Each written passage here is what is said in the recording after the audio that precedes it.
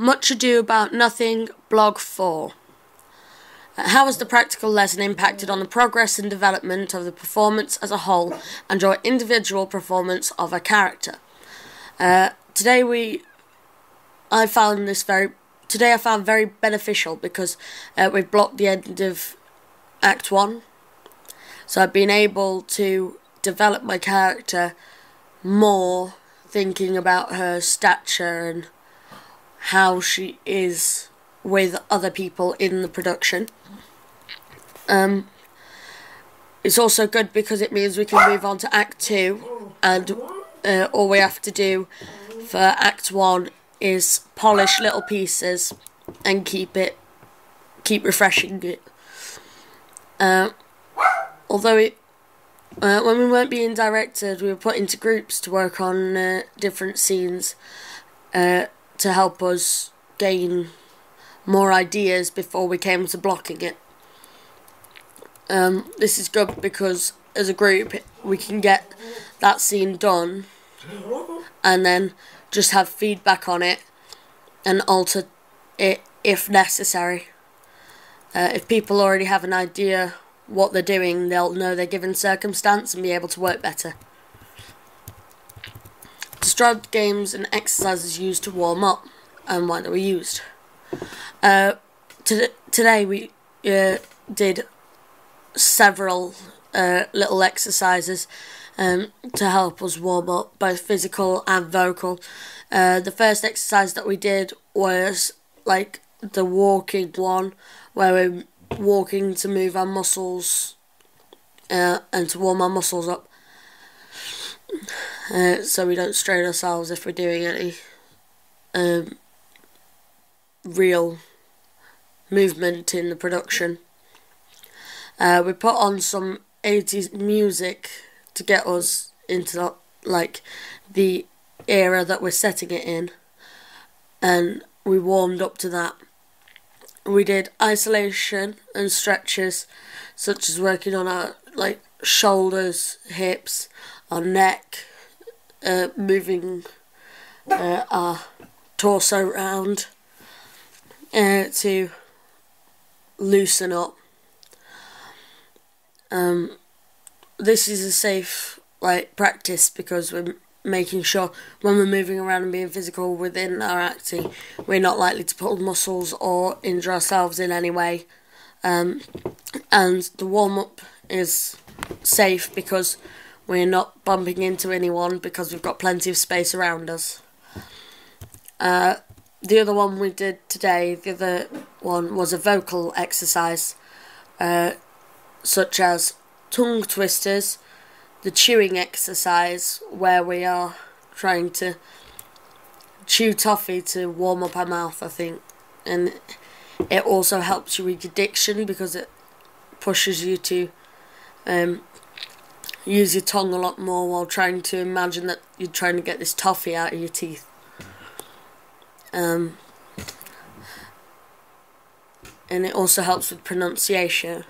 This is really important for Shakespeare because of the language, and it can be hard to understand and hard to say. So the more you do, the better your Shakespearean abilities will be. We also did the yawning exercise, where we got a higher pitched each time and worked from low to high and high to low to allow us different range in our vocals. The exploratory strategies used today to help develop my role. One strategy I particularly like using is the Stanislavski technique. It allows you to bring naturalism to your performance, which in turn makes your role more professional and well rehearsed. Because Shakespeare is a naturalistic piece, all of Shakespeare's works usually are performed within naturalism and within Stanislavski's boundaries, except for a few.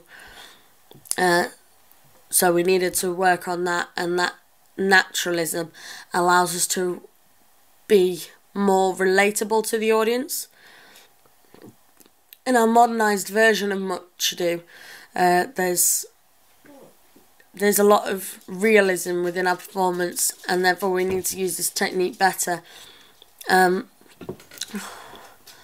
Also, with the naturalism, we have to make sure that the audience feel like involved into the characters more.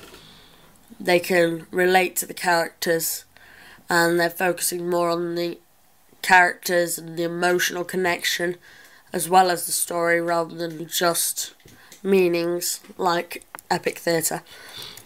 I'm going to work on making my character realistic and very upper class, so to have a balance of naturalism and that realism.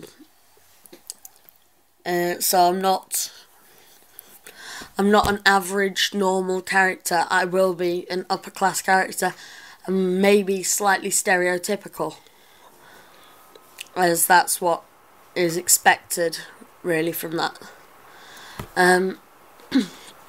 It will keep my audience hooked and interested within the performance, so it'll work best if I do it like that. The scenes we rehearsed today, we rehearsed all of the Act 1 and went through polishing the end few scenes. We finished all of the scenes, polished them, and now it's a case of refreshing. Throughout the rehearsals, we were constantly thinking about facial expressions, gestures, spatial awareness. Where could we move to that would be very beneficial for our character to stand? Would they move away from a scene, or would they be closer to it? And that's what brings the character to life, because you're focused on where you're going, what you're doing, and you are becoming that character. Vocals are very important for the performance, because you need to sound natural. You need to use your expressions and physicality to help show the audience what you're doing. As it's really, really important within Shakespearean theatre, because the language is so hard. And with the physicality added to the words, it'll make it easier for the audience to understand, because they can watch what's going on and not listen. But listening will add to the movement as well. We need to make sure that the audience are constantly reacting to what happened on stage. Again, not only does this bring realism to your performance, but it's like it allows the audience to understand the characters, the relationships within the play, and what's going on, how they react to each other in real life situations. The physicality also helps the audience to see a clear hierarchy, like, so different classes and who's more important than the other. For example, like, Don Pedro is higher than myself, Antonia, and Leonardo. However, at the same time, they're on the same wealth level. He's a prince, and they're also very rich. So they are more upper class than the regular soldiers. So the soldiers would be in a lower class than them. Making it like the postures be different. Like, the upper class would look down on people, and like servants would be slouched or rushing around after their masters and worried about what's next. What have I got to do next?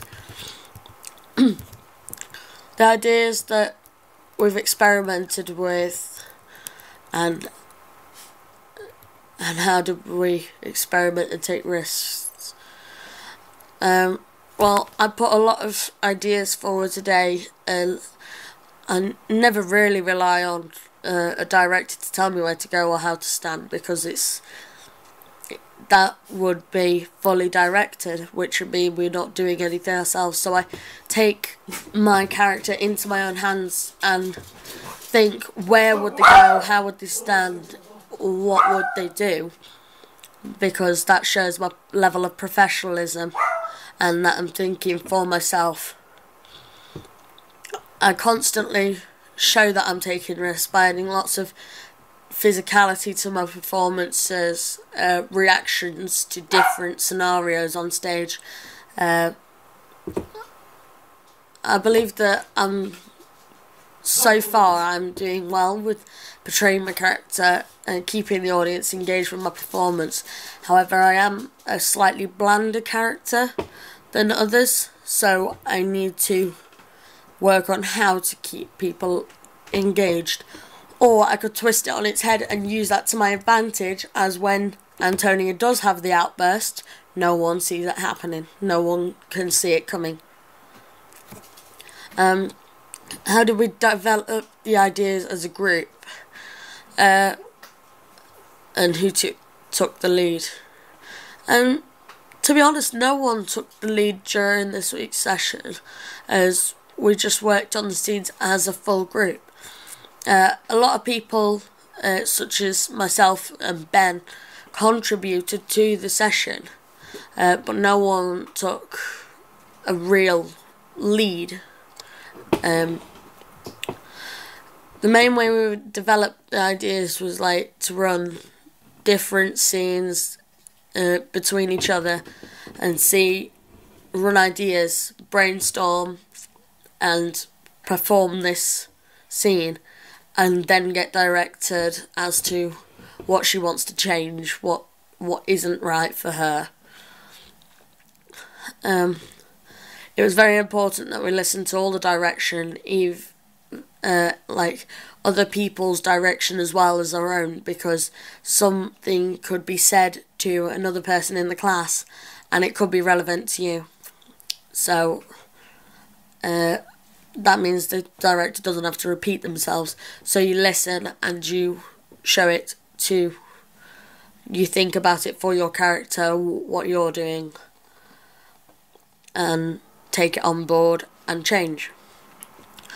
It's also meant that showing our professionalism throughout rehearsals, and that we wanted to be better as a performer and to make our performance better. Feedback that isn't directly aimed at myself could still be useful for myself, so I always try and take that on board. What drama elements were developed? Elements. This week we've expanded our knowledge on the plot, so we know more of what's going on and more of the whole ideas that we're going to use. As we block the scenes, we've been discussing the characters within it, and we know more about each character from the hot seating that we did the week before last. This has helped us to show the story and gain better understanding of our characters, ourselves, and the piece as a whole. We've really this week focused on characterization and being very physical and helping our performance to be pushed forward, to be at a standard where you think, this is good, now let's run with it. And also keeping elements of fun in it, because there's no point doing a piece if it's all serious and boring, and because the audience won't be interested. So we've tried to keep elements of fun in it to make the audience interested. We also have to think about clocking the audience to make them connect with us. However, there is a fourth wall there, so you've got to think about your staging, how you look out to the audience. do you actually look at audience, or are you looking through them? The final product of the rehearsal, we've finalised Act 1, so we just need to go over and polish it and keep it looking as good as it can be. And we're very confident that Act 1 is very good, and we now need to concentrate on learning lines and being more characterised and physical when performing. We've also learned about character relationships and how we'd react to different things that different characters say. We've learned that we need to look more natural and constantly be reacting to other people rather than set reactions. They need to be spontaneous as a character. And as I've said before, it'll help the audience understand that each scene as the scripting isn't easy to follow. And it'll help them understand each character as themselves, like what their interests, what they believe, how they're going to react, and also their social status. We rehearsed in a safe way today by setting up the stage as it's supposed to be set up, placing benches around the dome so we have potential audience seated around the staging area. It meant that we couldn't perform to a wider space than what we'd set.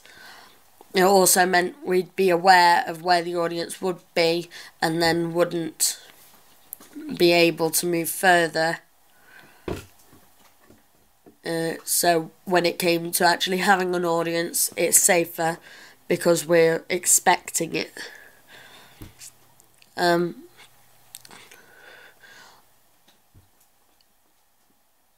Everyone who wasn't actually in any of the first scenes was still in their groups and placed at different areas of the dome to work on their individual tasks, such as different pieces, different scenes from Act 2 that they're in, or giving feedback or helping to find costume and do tech. This is safe practice so that no one was all cramped up together. They were all in the separate places, all doing something productive, and they were all within sight of being able to watch, so they weren't in any danger.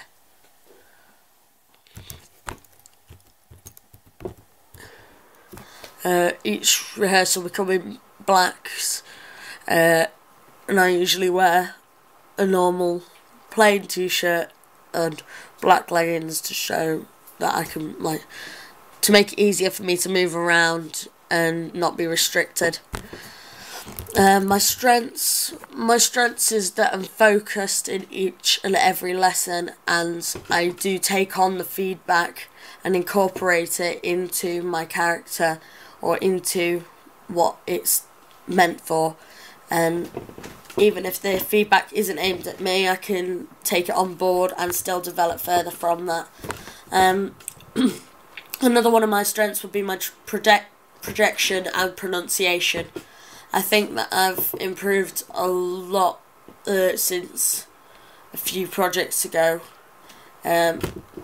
because I can now do tongue twisters that I couldn't do before. I can be more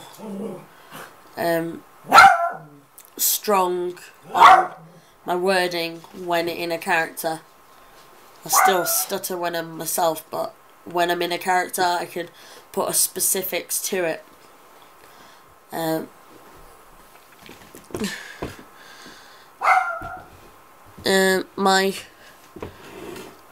I've never actually been told to speak up as of yet, so because I know the dome is very bad for sound travelling, but I've never been asked to be louder because I always project far enough so everyone can hear quite easily. My third strength would have to be my gestures, because they go with what I'm saying. They're very delicate, very precise, and they're needed gestures for my character, and they develop her further. My weaknesses, I'd say that I'm struggling with my lines, so it stops me from being able to react as fast. Over the half term, I will set a goal to learn as many lines as I can, and to show my professionalism to the director and to my class, so I am being the best actress that I can be, and be able to support others on the stage. Another thing I'm going to work on would be my pauses for tension, because I can't see where I can add that until Act 2, so I need to think about what I'm doing in Act 1 and where I could have those moments of comedy or tension or just fun, like as the character.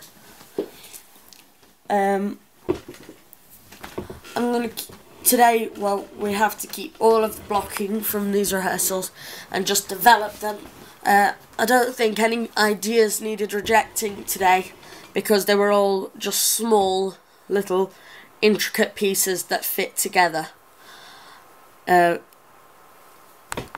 think that once we've learnt our lines and started beginning more physical blocking with Act 2, the performance as a whole will be really good to watch and will be very interesting to an audience, and also have a very modern feel to it.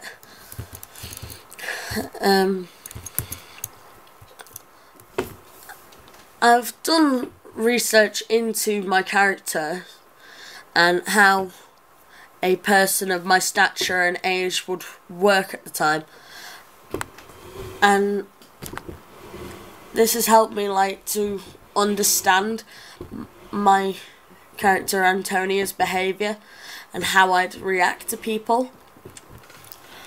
As well as this, I've researched into different relationships between characters to help me understand if I would react differently to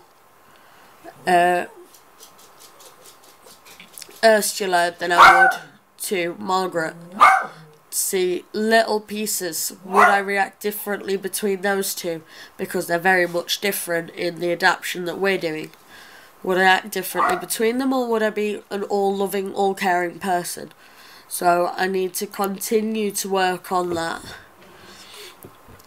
and it'll help me understand more about what I'm doing. My targets is over the half term I need to learn all of my lines and work to the best and recap my physicalities in my performance, and that will show my professionalism to the directors and to the other members of my class. I'm also going to bring in more naturalism to my acting, so I'm more understated but still noticed, because that'll bring Stanislavski more into it. And I think also I'm going to practice my scenes at home, just to double check that I know everything about that scene, or the blocking, every single movement that I make. My last target would be using different tactics while I'm acting, because I need to make sure that I'm fully understand what my circumstances are, and different circles of attention. Where would I be looking? What would I be focused on? It will also help me to connect with my character, and my character connect with different characters, and it'll help me to follow the plot. Group target. We all need to learn our lines. We need to be a lot more physical because it'll save us a lot of time, and we won't be carrying scripts or worried about cue bites, like when am I coming in, what am I doing. People need to know that before they come back after the holidays. They need to bring naturalism into the performance more, as it's still quite overrated, over-exaggerated. Another target would be like thinking about individual costumes and different ideas to modernise the play, because at the minute we've only got a few costumes, and although I've had ideas for myself, I don't know how many others in our class have thought about themselves in this sense. Third target, once again, would be focus and concentration in rehearsals. We need to be quicker at blocking and leave us a lot of time to polish the performance and work as a whole and run it through, have dress rehearsals before the final show.